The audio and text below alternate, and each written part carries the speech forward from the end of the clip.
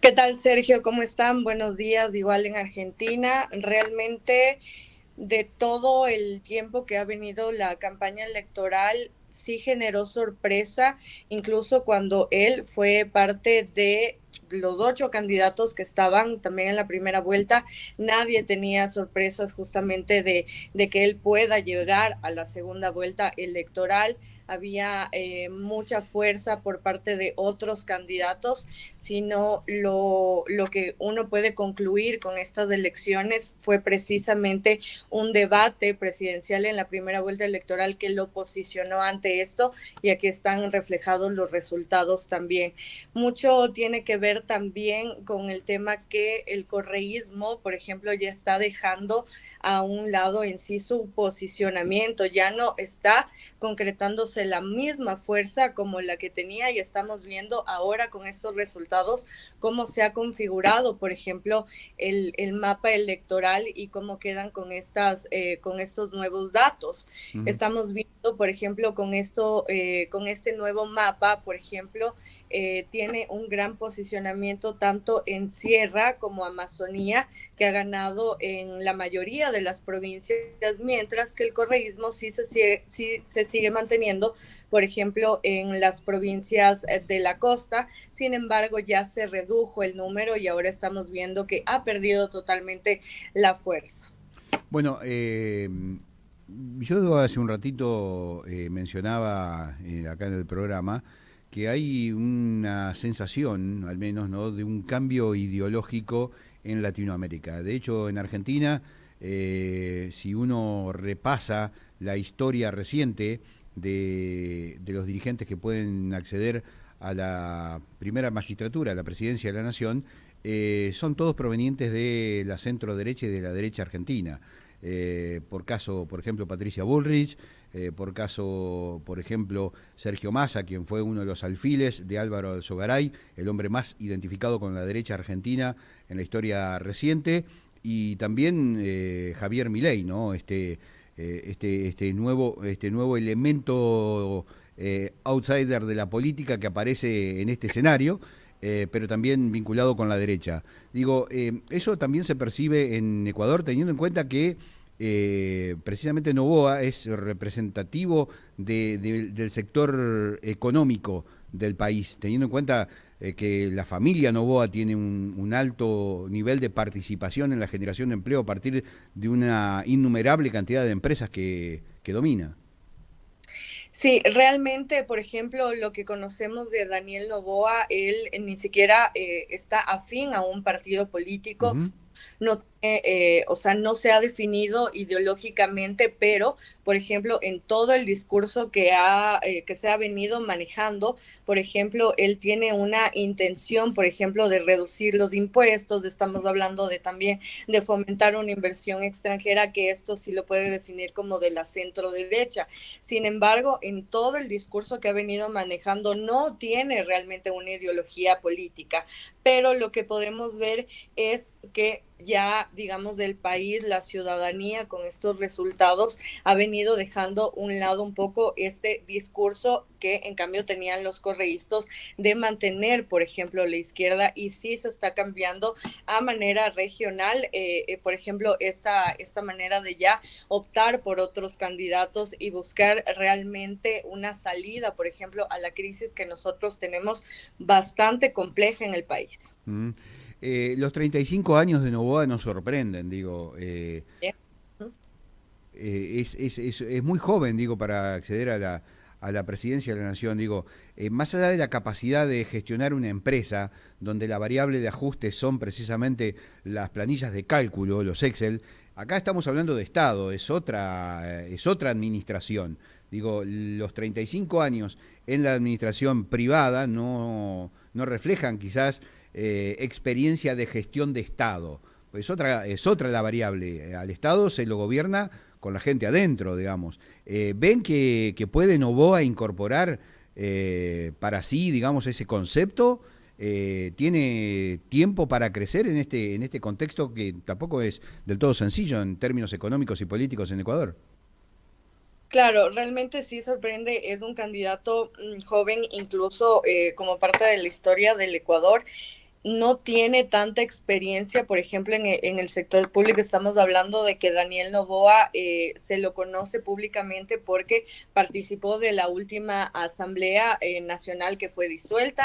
Él estuvo en una comisión económica precisamente. Él fue fue presidente de esta comisión económica de la Asamblea Nacional. Sin embargo, no tuvo, digamos, en este tiempo una participación que él lo ponga en el ojo público. Ahora sí también tiene mucho que ver su edad, digamos, en el contexto de cómo se va a manejar, por ejemplo, ahora en sí este gobierno que tiene pocos meses, tomando en cuenta que es un gobierno de prácticamente transición, luego de que Guillermo Lasso llamó a esta denominada cruzada, y el corto tiempo que van a tener eh, eh, realmente va a ser crucial con las medidas que se puedan llegar a tomar. Realmente tendrían que buscar unas medidas que sean urgentes, que sean a través de decretos, porque recordemos también que en el gobierno de Guillermo Lasso el discurso que mantenía era que, por ejemplo, la Asamblea Nacional le ponía el pie, le ponía la obstrucción y no podía manejar en sí, no daba paso, por ejemplo, a las leyes. Era el discurso que mantenía Guillermo Lasso, tomando en cuenta que esta asamblea, nueva Asamblea Nacional también, el correísmo, estamos hablando de 52 legisladores que va a tener nuevamente una bastante fuerza política dentro de la Asamblea Nacional, y para pasar las leyes necesitan una aprobación mayoritaria, que eso también podría ser una obstrucción para él con este nuevo gobierno que tiene realmente pocos meses. Entonces sí va a ser muy complicado, así que claro, lo que se ve, digamos, en este panorama es las decisiones que se vayan a tomar tienen que ser precisamente en materia urgente, lo que se tendría que hacer a través de decretos o mandar en sí leyes económicas urgentes, igual no solo en materia económica, sino en todos los puntos que mantienen, por ejemplo, el país como en crisis, hablando, por ejemplo, en el tema de seguridad también. Bueno, a ver, resulta ciertamente poco tiempo el que tendrá Noboa, teniendo en cuenta que tiene apenas 17 meses de mandato y que viene a Así es. cumplimentar justamente el gobierno de Lasso, que llama a elecciones anticipadas. Es decir, la presencia de Noboa por tan solo 17 meses demandará además un ejercicio muy activo, ¿no? A la hora de ejecutar las políticas que si es que tiene intenciones de ir por una eventual reelección, si existe el caso, digamos, deberá activar rápidamente todos los mecanismos para resolver los problemas que Lasso le deja. Así es, tomando en cuenta, por ejemplo, ahora que topaba el tema de la seguridad, es uno de los temas más inminentes que están actualmente en el país, tomando en cuenta que, por ejemplo, el 2023 ya va a cerrar con 7.000 muertes Ujú. violentas. En lo que va este año, va a cerrar, es uno de los años más conflictivos, uno de los años que más ha tenido una inseguridad el país y lo que ha sufrido. Entonces, con este tipo de problemas, en este caso el presidente electo Daniel Noboa, se va a topar. Entonces, realmente el tiempo de transición que va a tener tiene igual, va a ser muy complejo. Lo que va a tener como información también se conoce, por ejemplo, qué ha pasado, por ejemplo, con la compra de los chalecos de la Policía Nacional, que se supone que estaban en un proceso por parte del presidente Guillermo Lasso, de su gobierno. Sin embargo, por ejemplo, esta compra se ha caído de lo que se conoce, no se da más información referente a este tema. Es muy importante, quien no se conoce, por ejemplo, todavía los nombres de quienes van a estar dentro de estas carteras de Estado, pero el Frente de Seguridad tiene que realmente, ahora que viene con esto, tomar decisiones muy concretas. Estamos hablando de 7.000 muertes violentas que va a cerrar. Ujú. Realmente es algo que no se ha visto en muchas décadas antes, entonces realmente es bastante importante las decisiones que se vayan a tomar. Valeria, volviendo sobre el factor sorpresa, ¿no? Que significó el triunfo de Rosales, primero para llegar a la segunda vuelta y finalmente quedarse con la presidencia de la Nación, ¿no? Una doble sorpresa. Digo, esta sorpresa, a qué se la podemos atribuir? Digo, al hartazgo de una forma de gestionar, a la seguridad, a la cuestión económica, a la cuestión política, a las formas de la política, a la política quizás, digo porque Novoa es un también outsider, ¿no? Es un empresario que nunca, vos recién me mencionabas, Valeria, la particularidad de nunca haber manifestado una posición ideológica. Digo, para un dirigente político que accede a la presidencia de la nación sin manifestar una decisión ideológica es realmente sorprendente. Claro, e incluso lo que pudimos ver, por ejemplo, al momento que se recibían los resultados del el pasado Ujú. domingo, a comparación, por ejemplo, de Luisa González en una sede con todo su partido político de Revolución Ciudadana, acompañada con militantes, por ejemplo, que estaban algunos igual como en las alcaldías, en las prefecturas, que en las últimas Sí. elecciones seccionales fue bastante fuerte. Revolución Ciudadana sí logró tener varios espacios dentro del país. A diferencia de esto, por ejemplo, Daniel Noboa recibió los resultados en una localidad de Santa Elena, en Olón, rodeado de su familia y rodeado realmente de amigos muy cercanos, Ujú. pero no se ve realmente que tengan una fuerza política o él esté sumado, digamos, a un partido político. Ujú. Estuvimos viendo incluso figuras, por ejemplo, como nuestro peleador ecuatoriano Chito Vera, ese tipo de figuras, por ejemplo, fueron quienes los acompañaron. Entonces, a esto es la sorpresa también. Ahora, lo que también, por ejemplo, se puede tomar en cuenta aquí y que también imperó, por ejemplo, en los resultados, es del voto joven, que fue Sí. muy fuerte para tomar esta decisión, cómo se manejó, por ejemplo, la comunicación dentro de la campaña de Daniel Noboa para obtener estos resultados y que él sea ya el día domingo fuera electo como presidente, el nuevo presidente para este periodo. El manejo de la Ujú. campaña, como mencionaba también, la participación que tuvo en el debate, con eso, el debate de la primera vuelta uno concluye, por ejemplo, que el voto joven fue uno de los más fuertes. ¿Por qué? Porque ahora el voto joven, la ciudadanía joven en sí ya está informada. Sí. Realmente esta juventud de ahora lo que busca es mantenerse informado y ya no ver, por ejemplo, en redes sociales lo que otras campañas se manejaban, utilizar TikToks, utilizar el entretenimiento para poder captar, sino que realmente lo que buscan es informarse y escuchar cuáles son las propuestas, qué van a hacer con todas las necesidades que tenemos. Bueno, Entonces, eso realmente puedo decir que también fue una de las sorpresas, tener un contenido de valor que puedan dar a través de las redes sociales, cómo se manejó para que haya obtenido los resultados de este pasado domingo. es realmente interesante lo que planteás y da para un análisis quizás en otra oportunidad mucho más profundo en términos políticos, el tema de la comunicación y esta reconversión de las estrategias comunicacionales. Me parece que en Argentina estamos un paso atrás de lo que lo catapultó a Novoa.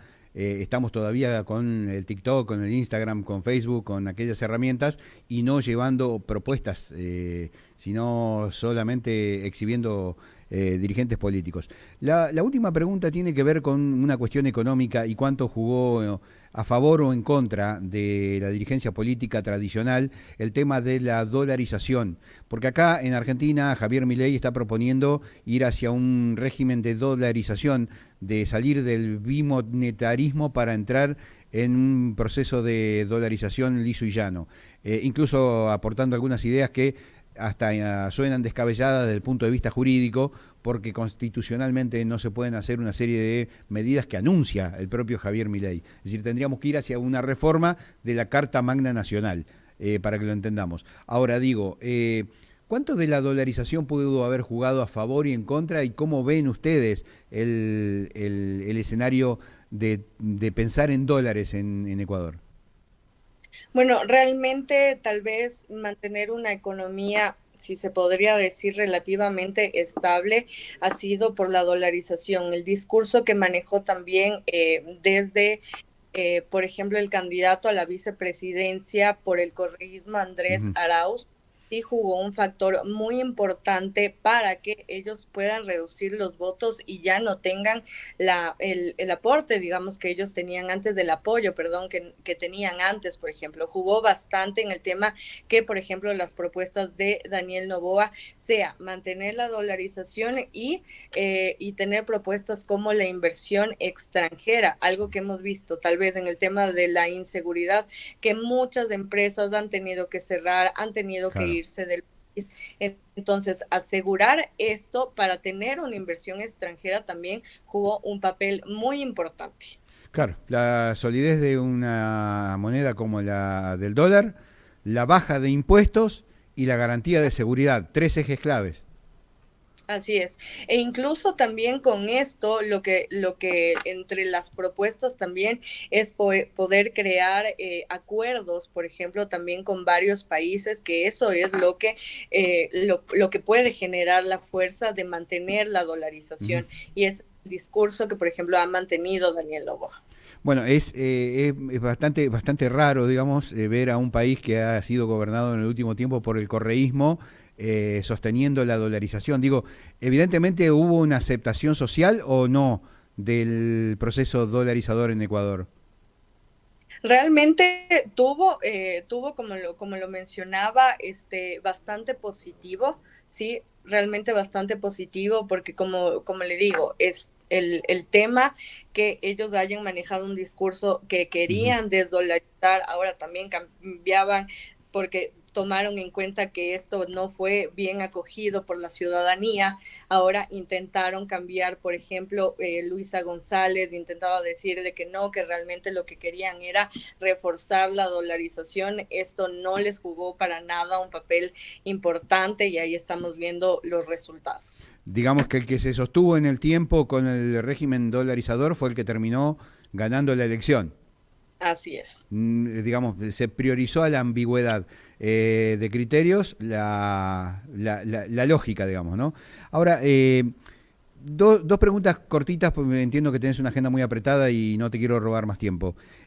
Pero la Sí. primera tiene que ver con la faceta social. Digo, los sectores más humildes, digo, ¿cómo es que acceden al dólar y si esos dólares a los que acceden o pueden acceder les alcanza para la subsistencia? ¿Qué nivel de pobreza tiene Ecuador hoy?